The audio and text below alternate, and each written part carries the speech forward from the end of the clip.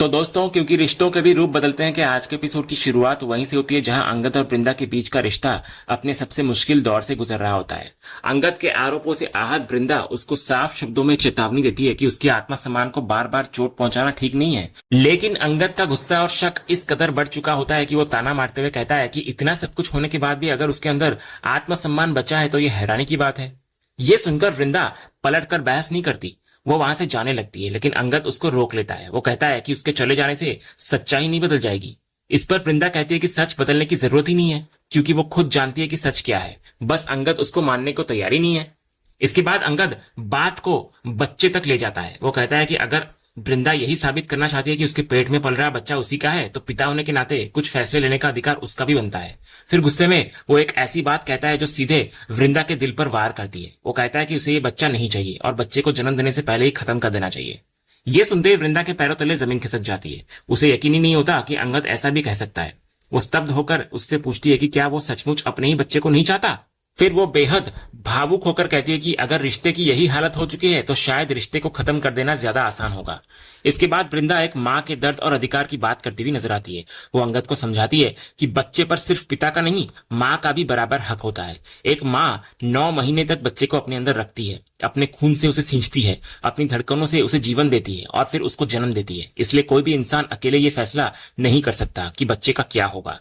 वो आगे कहती है कि अगर हालात ऐसे ही रहे तो भी वो अपने बच्चे को जन्म देगी, उसे बड़ा करेगी और जरूरत पड़ी तो बिना किसी सहारे के भी उसकी परवरिश करेगी। लेकिन अंगद उसकी बातों को समझने की बजाय उसे उसकी हिम्मत और जिद समझता है। उसे लगता है कि इतना सब कुछ होने के बाद भी वृंदा अपनी गलती मानने की बजाय बड़ी बड़ी बातें कर रही है। इसके जवाब में वृंदा कहती है कि अगर हिम्मत की बात हो रही है तो सबसे बड़ी हिम्मत तो अंगद ने दिखाई है, जिसने अपने ही पत्नी की चरित्र पर उंगली उठाई है और इतने घटिया आरोप लगाए हैं। तो अंगद फिर वही रिपोर्ट और रिकॉर्डिंग का सहारा लेता है। वो कहता है कि उसके पास सबूत है, इसलिए वो हवा में बातें नहीं कर रहा। लेकिन जब वो रिकॉर्डिंग की बात आगे बढ़ाता है तो वृंदा उसे बीच में रोक देती है और उससे साफ साफ पूछती है कि आखिर वो कहना क्या चाहता है। यहीं पर अंगद सबसे बड़ा आरोप लगाता है। वो इशारों में नहीं बल्कि सीधे सीधे कहता है कि शायद वृंदा का किसी और के साथ रिश्ता था और उसी वजह से ये सब हुआ है। यहां तक कि वो ये भी कहता है कि शायद किसी कमजोर पल में उससे कोई गलती हो गई होगी। ये सुनकर वृंदा का सब्र टूट जाता है। वो कहती है कि अगर कोई कमजोर पल उसकी लाइफ में आया था तो वो वही पल था जब उसने अंगद से प्यार किया, उससे शादी की और उसे अपनी दुनिया बना दिया। वो कहती है कि शायद उसकी सबसे बड़ी भूल थी कि उसने अंगद पर इतना भरोसा किया और उसे खुद से भी ज्यादा अहमियत दी। इसके बाद वृंदा उसे उनके पूरे सफर की याद दिलाती है। वो कहती है कि जब अंगद के पास कुछ भी नहीं था, जब उसके अपने लोग उसके खिलाफ हो गए थे, तब वो उसके साथ खड़ी रही।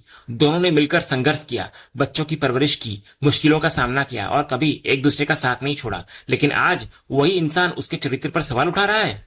वो दर्द के साथ पूछती है कि क्या कुछ समय की दूरी ने अंगद को इतना बदल दिया कि उसे लगने लगा कि उसकी पत्नी किसी और से प्यार कर सकती है।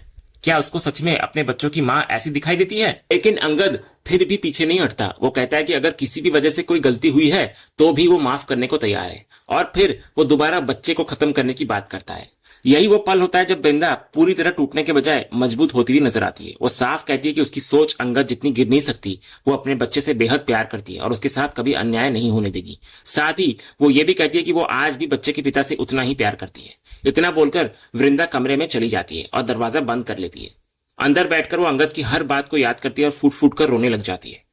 उधर अंगद भारती के घर पहुंचता है और पूरी घटना उसको बताता है।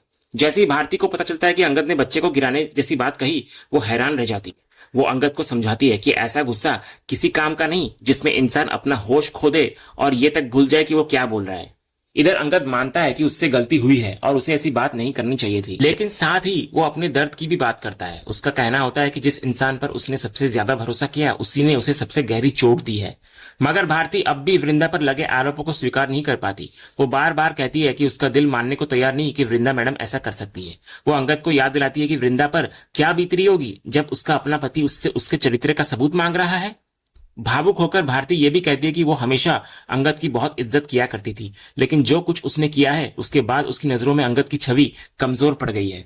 फिर वो अंगद को समझाती है कि एक तरफ एक रिकॉर्डिंग और एक रिपोर्ट है, जबकि दूसरी तरफ इतने सालों का प्यार, भरोसा और रिश्ता। उसे खुद तय करना होगा कि उसके लिए ज्यादा कीमती क्या है।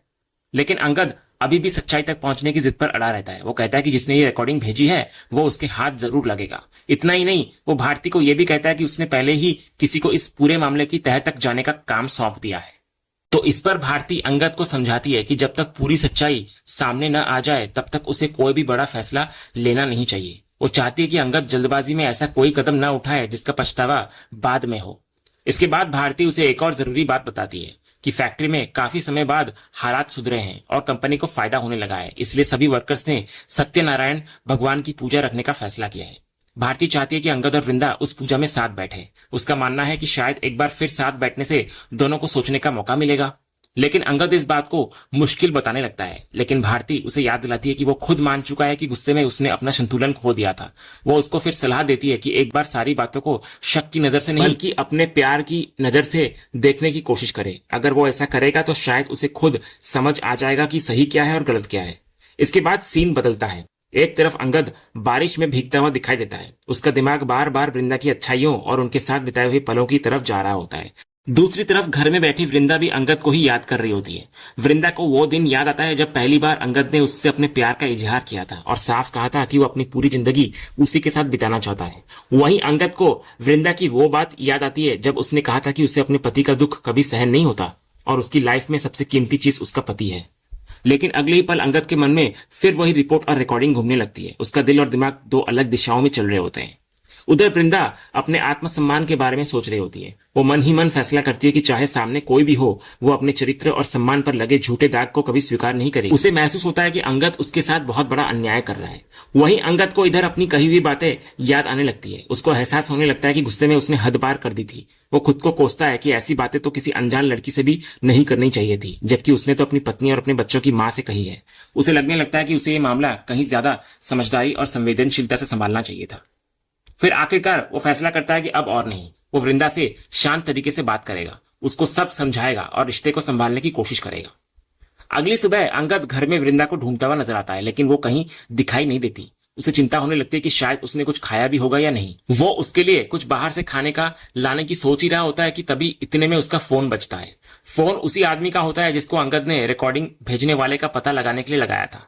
वो बता रहा होता है कि नंबर की पूरी जानकारी और एड्रेस मिल चुका है। ये सुनकर अंगद तुरंत वो एड्रेस मंगवाता है और सोचता है कि अब आखिरकार उस इंसान तक पहुंच जाएगा वो जिसने उसकी लाइफ में ये तूफान खड़ा किया है। इसके बाद वो उस पते पर पहुंचता है, लेकिन वहां पहुंचने से पहले उसकी नजर चाय की दुकान पर खड़े मंगल पर पड़ती है। तो मंगल को देखते ही अंगद का गुस्सा फूट पड़ता है। वो सीधे उसके पास पहुंचकर उससे जवाब मांगता है। तो पूछताछ के दौरान मंगल मान लेता है कि रिकॉर्डिंग उसी ने भेजी थी, लेकिन वो दावा करता है कि उसने ये सब बुरे इरादे से नहीं किया। उसका कहना होता है कि वो विक्रांत को अपना दुश्मन मानता है और अंगद को चिताने की कोशिश कर रहा था। वो खुद को अंगद का शुभचिंतक बताने लगता है और कहता है कि उसे लगा था कि ये रिकॉर्डिंग अंगद के काम आएगी। जब अंगद उससे पूछता है कि रिकॉर्डिंग उसके पास आई कहां से, तब मंगल बताता है कि जेल से बाहर आने के बाद से वो लगातार विक्रांत पर नजर रख रहा है और उसके खिलाफ सबूत जुटा रहा है। तो उसी दौरान उसे ये रिकॉर्डिंग मिली थी। इसके बाद अंगद एक बेहद महत्वपूर्ण सवाल पूछता है। वो जानना चाह रहा होता है कि रिकॉर्डिंग असली है या एआई से बनाई गई है, लेकिन मंगल साफ कहता है कि उसे एआई जैसी किसी चीज की जानकारी नहीं है। उसने जो पाया वही आगे भेज दिया।